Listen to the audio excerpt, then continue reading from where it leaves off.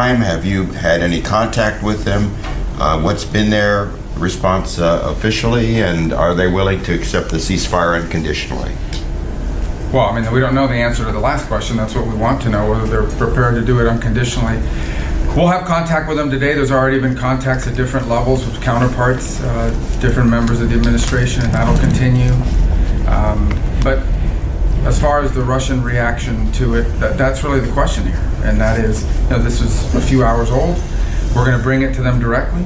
We're going to say that Ukraine is prepared to stop all battlefield activity and begin the immediate process of negotiating an enduring end to the war.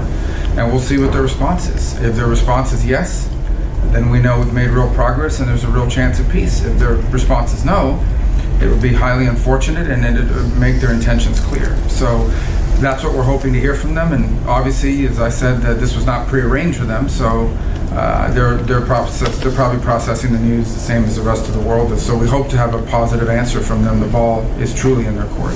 Mr. Secretary, Nike Ching with Voice of America. What would be a good G7 joint statement on Russia and on China?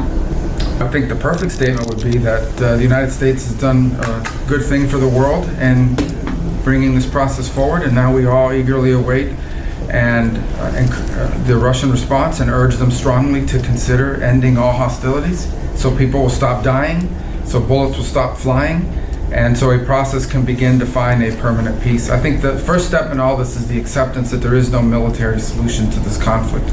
Neither side can militarily achieve their maximalist gains, their maximalist goals. Neither side can achieve them through the military side. The only way this conflict can end is through negotiation. That's the only way you're going to have peace, is through negotiation. And so we need to start that process. And it is hard to start a process when people are shooting at each other and people are dying. And so our hope is that we can stop that, all these hostilities, and get to a negotiating table where both sides, over some period of time with a lot of hard work, can find a mutually acceptable outcome that, in the case of Ukraine, obviously secures their long-term prosperity and security. Mr. Secretary, could you just update us on Mr. Witkoff's plans for Moscow and whether he'll be meeting with President Putin? And then separately, if you wouldn't mind elaborating on something that Mr. Waltz said yesterday about the specifics that you discussed with the Ukrainians about what the end of the war would look like. You had mentioned we're not going to get maps out and draw lines, but did you actually talk about territorial concessions? Well, we had conversations. As far as Steve's trip, I'm not here to, I'm not going to make any announcements about specific dates, times, or even confirm such a trip. Suffice it to say there's going to be multiple points of contact with the Russians to gauge, are they willing to do this or not? And as far as the conversations that were yesterday, when you sit down with a counterpart like Ukraine, we're not going to negotiate this publicly. We're not going to actually put out there sort of what we talked about, because in any negotiation, there's certainly an element where you don't want one side to be giving away all this leverage from a public perspective. We had a broad conversation about what it would, but I think the bulk of our conversation was what a negotiation process would look like in terms of not the specific conditions, but rather the timing of it, sort of the steps they would like to see taken. The Ukrainians made very clear that this isn't just about ending a war. They need to get their prisoners of war back. They need to get the children back. They'd like to see an exchange of prisoners of war. They'd like to see their children back. So there's all sorts of things tied to the humanitarian assistance is important as well. There are areas of Ukraine that have been badly damaged that require immediate assistance. So these are the sorts of things that we talked about as being inclusive in the negotiation process. So really the bulk of our conversation when we got to that stage of it was discussing the kinds of items that need to be on a negotiation agenda, even when we hopefully get there. He also mentioned security guarantees, which is something that there has been some reluctance for the administration to elaborate on. Are you committing to security guarantees? I think the point to understand is that we're looking at is securing their long-term. What we want to see, like any country in the world, Ukraine wants their long-term security. They want to make sure that this doesn't happen again. We all do. What is the point of spending all this time to get a ceasefire, hopefully, and then a negotiated end of the war, only to see it re-spark up again in about 6 years, 4 years, 3 years? We're not interested in that, and they certainly aren't either. So I think the question really is more about a deterrence. Can Ukraine create a sufficient deterrent against future aggression, against future attack, against future invasion? Because every country in the world has a right to defend themselves. and no one can dispute that. So that will most certainly have to be part of the conversation. But again, I don't think there isn't a peace to secure until you have a peace. But there's no way to have an enduring peace without the deterrence piece being a part of it. Can I just follow up on that particular point? Because the joint statement talks about European partners being involved in the peace process, but that's only attributed to the Ukrainian delegation. It doesn't appear to be US support. Well, what it says in the statement is that they raised the need for the Europeans. But I've already said publicly, the Europeans have issued a series of sanctions against the Russian Federation. And I would imagine that in any negotiation, if we get there, hopefully, with the Russians, that they will raise these European the European sanctions that have been imposed upon them. So I think that the issue of European sanctions are going to be on the table, not to mention what happens with the frozen assets and the like. And so I think it's self-evident that for there to be a peace in Ukraine, at the end of that process, there's going to have to be some decision made by the Europeans about what they're going to do with these sanctions and so forth. And so that's why I think they have to be necessarily involved in this regard. Now, whether they're involved at the front end of it or at the back end of it, it'll have to play itself out. And then obviously there's also all sorts of security promises that European countries have made to Ukraine, that will also be, I imagine, a part of this conversation as we move forward. So we don't disagree with that statement. I think the statement just reflects that they raised it. But you back European peacekeepers in Ukraine, which is something Russia has. Well, we'll see. I mean, there's different ways to construct a deterrent on the ground that prevents another war from starting in the future. We're not going to go in with any sort of preconceived notion. The bottom line is it needs to be something that makes Ukraine feel as if they can deter and prevent a future invasion.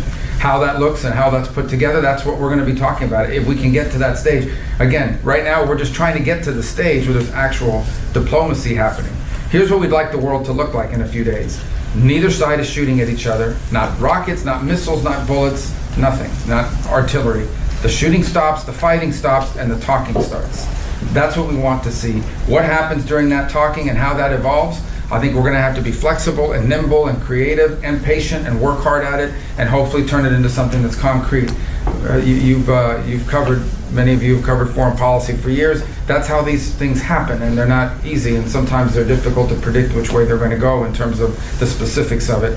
But we just want to get to that stage. That would be, for lack of a better term, a good problem to have to figure out how to negotiate a peace, because we're actually negotiating a peace while the shooting is stopped. Is the mineral deal essentially the security guarantee that you guys envision? And then the second question is, President Trump appealed to a lot of Americans during his campaign on free speech arguments and not suppressing speech, especially from the government. But your revocation of the green card, to many, is seen as one of the most anti-speech actions a secretary could take with his powers. How do you respond? Yeah, I mean, the first question was again is the minerals deal version of the security guarantee? Well, I think that a minerals deal is something that I think is beneficial for both countries. Certainly one of the things that provides for Ukraine's long-term prosperity and security is vibrant economic growth and development. Their GDP begins to grow, and that gives them a tremendous amount of leverage and power and the ability to fund their own defenses. So I think certainly any economic development for Ukraine is positive for their own future. Obviously, if the United States has a vested economic interest somewhere, we're tied to them on an economic front, we're in partnership with them on something, we will have an interest in the future of Ukraine as well. I wouldn't couch it as a security guarantee, but certainly if the United States has a vested economic interest that's generating revenue for our people as well as for the people of Ukraine, we'd have a vested interest in protecting it if it were to be challenged or threatened. On your first point, when you enter this is an important point, and I'm glad you asked this question. When you come to the United States as a visitor, which is what a visa is, which is how this individual entered this country, on a visitor's visa, okay, you are here as a visitor. We can deny you that visa. We can deny you that if you tell us when you apply, hi, I'm trying to get into the United States on a student visa. I am a big supporter of Hamas, a murderous, barbaric group that kidnaps children, that rapes teenage girls, that takes hostages, that allows them to die in captivity, that returns more bodies than live hostages. If you tell us that you are in favor of a group like this, and if you tell us when you apply for your visa, and by the way, I intend to come to your country as a student, and rile up all kinds of anti-Jewish student, anti-Semitic activities. I intend to shut down your universities. If you told us all these things when you applied for a visa, we would deny your visa. I hope we would. If you actually end up doing that, once you're in this country on such a visa, we will revoke it. And if you end up having a green card, not citizenship, but a green card as a result of that visa while you're here in those activities, we're going to kick you out. It's as simple as that. This is not about free speech. This is about people that don't have a right to be in the United States to begin with. No one has a right to a student visa. No one has a right to a green card, by the way. So when you apply for a student visa, or any visa to enter the United States, we have a right to deny you for virtually any reason. But I think being a supporter of Hamas and coming into our universities and turning them upside down and being complicit in what are clearly crimes of vandalization, complicit in shutting down learning institutions. There are kids at these schools that can't go to class. You pay all this money to these high-priced schools that are supposed to be of great esteem, and you can't even go to class. You're afraid to go to class because these lunatics are running around with covers on their face, screaming terrifying things. If you told us that's what you intended to do when you came to America, we would have never let you in. And if you do it once you get in, we're going to revoke it and kick you out. Can I ask you about the Canada trip coming up? The president has taunted, if you will, Canada, calling the 51st state, calling What he said is they should become the 51st state from an economic standpoint. He says if they became the 51st state, we wouldn't have to worry about the border and fentanyl coming across because now we would be able to manage that. He's made an argument that it's their interest to do so. Obviously, the Canadians don't agree, apparently. Do you agree with this? Should they be? Are we going to discuss that, becoming the 51st? Well, that's not what we're going to discuss at the G7, and that's not what we're going to be discussing in our trip here. So they're the host nation, and I mean, we have a lot of other things we work on together. We defend North America through NORAD and the airspace of our continent together. So, not to mention the issues of Ukraine and other commonalities. So we're going to be focused in the G7 on all of those things. That's what the meeting is about. It is not a meeting about how we're going to take over Canada. Are you concerned at all about the reception you might be getting, particularly at the event? I don't know. Should I be? What do you know that I don't know?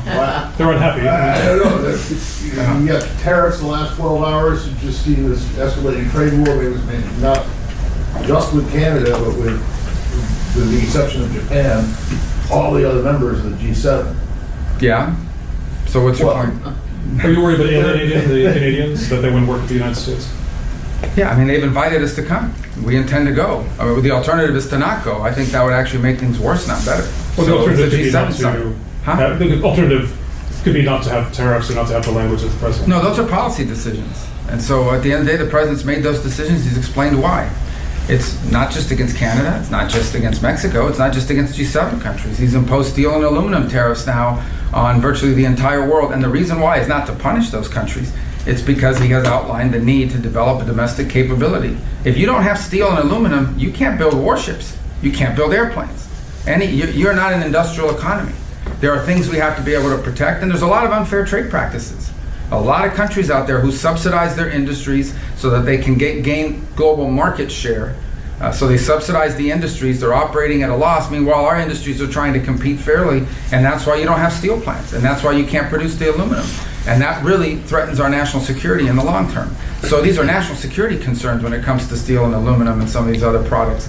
But ultimately, the president feels strongly, and I personally agree, that we have made some decisions when it comes to trade policies that have led to the deindustrialization of America and have left us deeply vulnerable to any sort of interruptions in global supplies and or it being used to extort us, not to mention our inability to produce things that we need for our own economy and for our own defense. So that's what those policies are about. Every country in the world we expect will act in their national interest. The United States forgot that. President Trump is reminding us of that and getting us back to that. And I think it is quite possible that we could do these things and at the same time deal in a constructive way with our allies and friends and partners on all the other issues that we work together on. And that's what I expect out of the G7 in Canada. Can I just ask on Russia, did you have, or Waltz have any contact with Zelensky while you were in Saudi Arabia? No, and then, I didn't. I don't believe Mr. Waltz did either, but I did not. But that was the team he selected, and it was appropriate. It was his closest advisor, it was the foreign minister, it was their head of security. So we felt that that was the counterparts they sent and to deal with us, and that's obviously pretty common in these sorts of things. Generally, the heads of state meets heads of state, and appropriate counterparts meet others. imagine he had to get back, and he's the president of a wartime country. So he's, but we did not have any contact with him there. But I wouldn't read anything into it other than he selected his team for these talks, and the president selected his. So. And was there any discussion with the Ukrainians about how a ceasefire, if Russia agrees, would be enforced? How would the U.S. ensure party Yeah, well, security? the interesting thing about modern warfare is it's easier than ever to monitor, and simply because there's so many eyes on the ground, and there's also all sorts of overhead, commercial satellite and the like. It would be pretty hard to hide drone strikes. It would be hard to hide missile strikes, ballistic strikes, artillery. So we feel like that is something that could be monitored. Obviously, if in fact the Russians say yes, let's hope they say yes. If they say yes, one of the things we'll have to determine is who do both sides trust to be on the ground to sort of monitor some of the small arms fires and exchanges that could happen. But those are practices that have become common in these, and I don't think that would be difficult to set up. We didn't get into specifics, but obviously the need to monitor a ceasefire is clear to everyone. Sir, just a quick follow-up on this question. This is it. Yeah, because we're You filling haven't- up and have to get back on Last the question, sir. Yeah. You have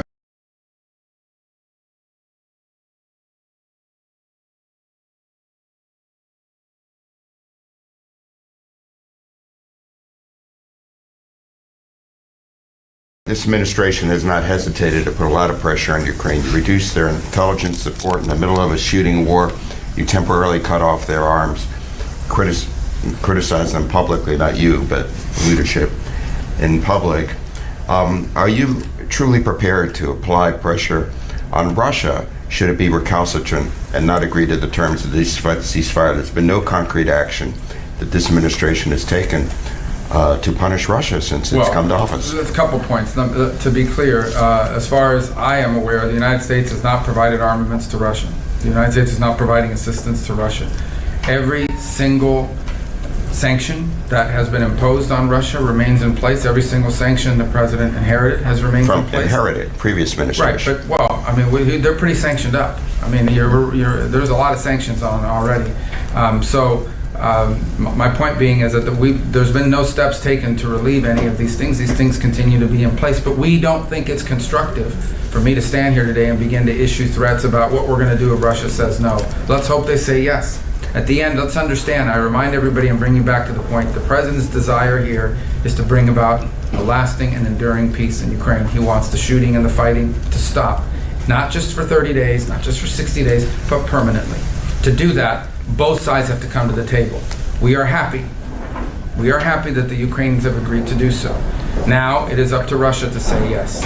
If Russia says yes, that's very good news, and we will begin that process and do everything we can to move that process forward. If they say no, then obviously we'll have to examine everything and sort of figure out where we stand in the world and what their true intentions are. I think it'll be, if they say no, it'll tell us a lot about what their goals are and what their mindset is. But I don't want to go into that before they've even answered us by issuing statements that are abrasive in any way. Our hope is that when we met with them last, they expressed a willingness under the right conditions, without elaborating on the right conditions, to bring an end to this conflict. That was our question when we met with them. I think I shared it with you that we're on our trip. The point of meeting with them was to find out, is this a war they wanted to end, or is this a war they just wanted to continue in perpetuity until they achieved whatever goals they have in mind? And they expressed a willingness, under the right circumstances, which they did not define, to bring an end to this conflict. So we have Ukraine ready to come to the table. Now we need to get Russia to come to the table. If they do and the shooting stops, I think that's a very good day in the world.